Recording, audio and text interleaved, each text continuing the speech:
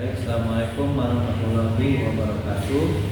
Pada kesempatan ini kita akan mendiskusikan satu tema yang penting dan menarik, yaitu tentang hak dan kewajiban.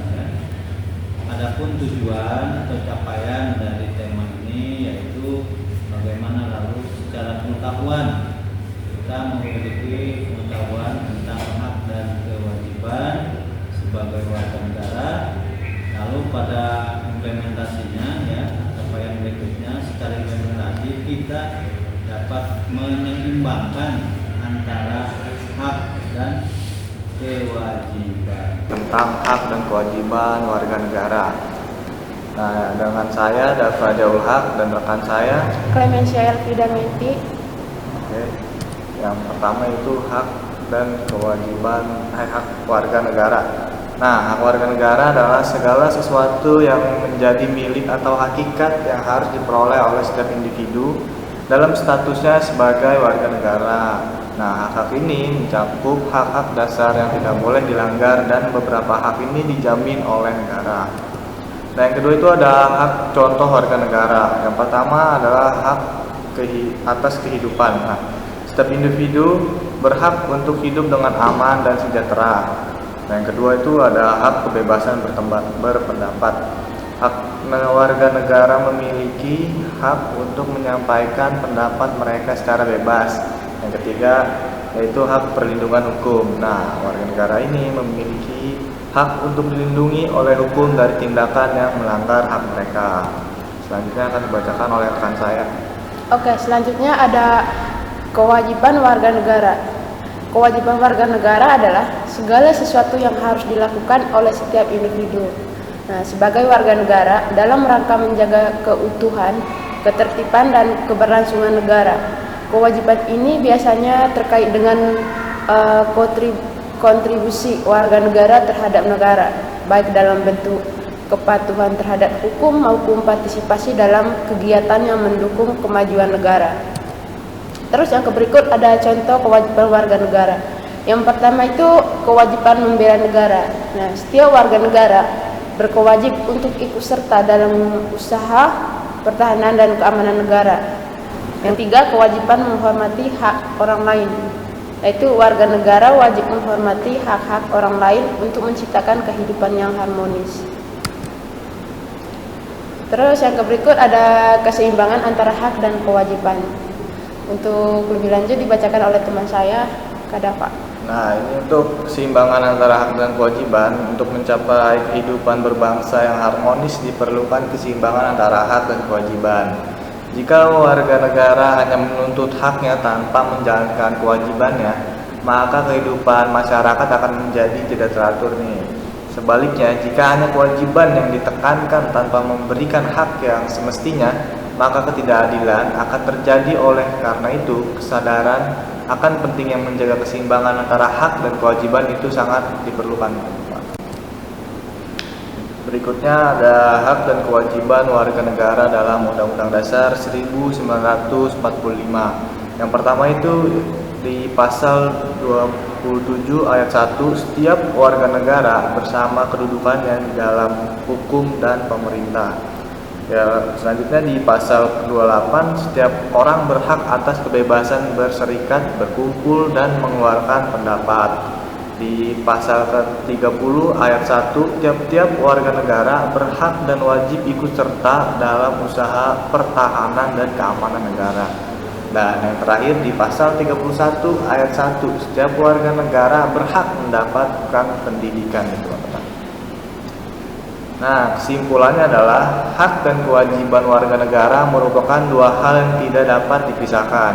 Keduanya saling melengkapi untuk menjaga ketertiban dan kesejahteraan dalam kehidupan bernegara. Dengan menjalankan kewajiban dan menuntut hak secara seimbang, warga negara dapat berkontribusi dalam menciptakan masyarakat yang adil, makmur, dan sejahtera.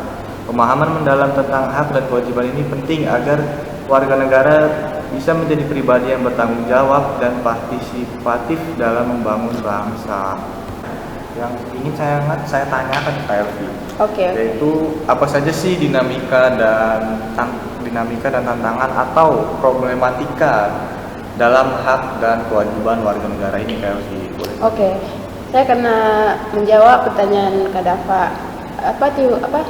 Dinamika hak dan kewajiban warga negara ya Kak Dafa ya? Iya. Oke. Yang pertama itu perubahan sistem politik, gitu.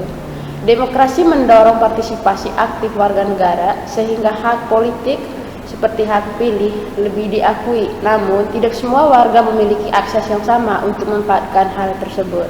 Gitu. Yang kedua ada globalisasi, yaitu memperkuat kesadaran akan hak asasi manusia atau HAM seperti kebebasan berpendapat, tetapi juga membawa tantangan dalam melindungi identitas budaya dan kreatifan lokal gitu. Yang ketiga ada teknologi dan media digitalnya, yaitu media digital meningkatkan akses warga negara informasi tentang hak-hak mereka, tetapi seringkali kewajiban seperti penggunaan teknologi secara bertanggung jawab kurang dipahami gitu kadang-kadang. Itu tentang dinamika. Iya, gitu. Selanjutnya problematika gimana sih itu Kak Elvi? Tantangan atau problematika hak kewajiban warga negara ya kadang-kadang. Iya betul Bang. Yang pertama itu ketimpangan akses terhadap hak dasar gitu. Masih banyak warga negara yang tidak mendapatkan akses yang setara terhadap pendidikan, kesehatan dan keadilan gitu.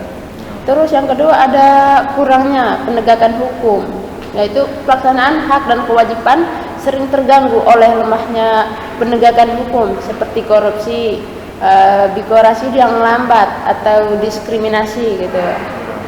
Yang ketiga ada minimnya kesadaran akan kewajiban, yaitu banyak warga negara kurang memahami atau menjalankan kewajiban seperti membayar pajak, menjaga lingkungan atau mematuhi hukum gitu. Oh, jadi kesadaran,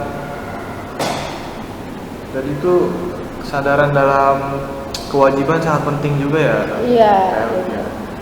Seperti membayar pajak dan menjaga lingkungan. Iya. Jadi sangat menjawab sih Kak Elvi. Oke. Mungkin Kak Elvi ingin bertanya. Saya ingin bertanya nih Kak Devani. Apa tuh?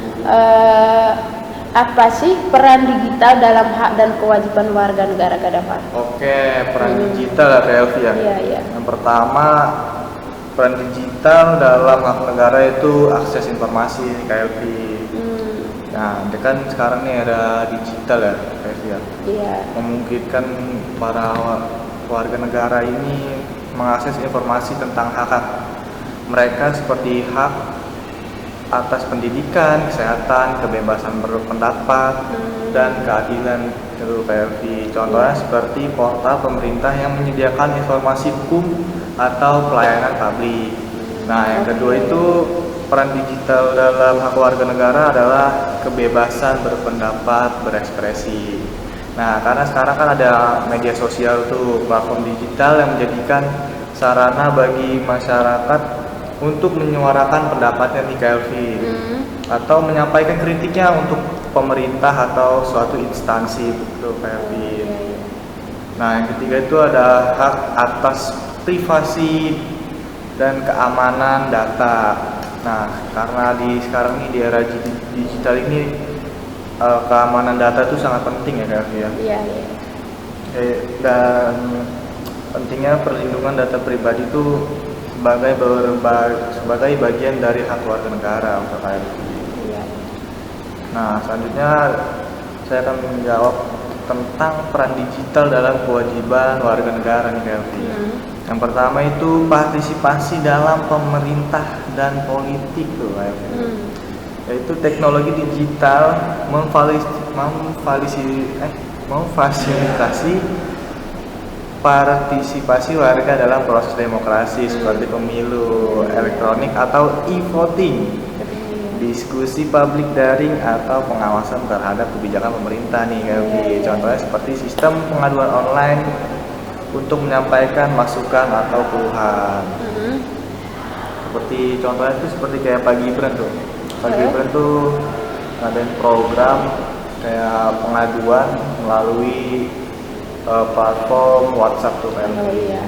Cuma kita nggak tahu tuh udah jalan apa belum. Yang kedua itu pembayaran pajak dan kepatuhan hukum. Nah, platform digital juga mempermudah kita nih Kelvi untuk memenuhi kewajiban seperti membayar pajak, mendaftarkan usaha, atau melaporkan kepatuhan hukum. Contohnya itu ada e-filing atau untuk pajak atau aplikasi kepatuhan hukum. Oh, berarti itu ya peran digital dalam hak dan kewajiban warga negara. Iya, betul banget. Oke. Oke, mungkin buat teman-teman segitu saja ya video penjelasan materi dari kelompok 3 tentang hak dan kewajiban warga negara. Jadi kami kurang lebihnya mohon maaf. Assalamualaikum warahmatullahi wabarakatuh. Oke. Salam.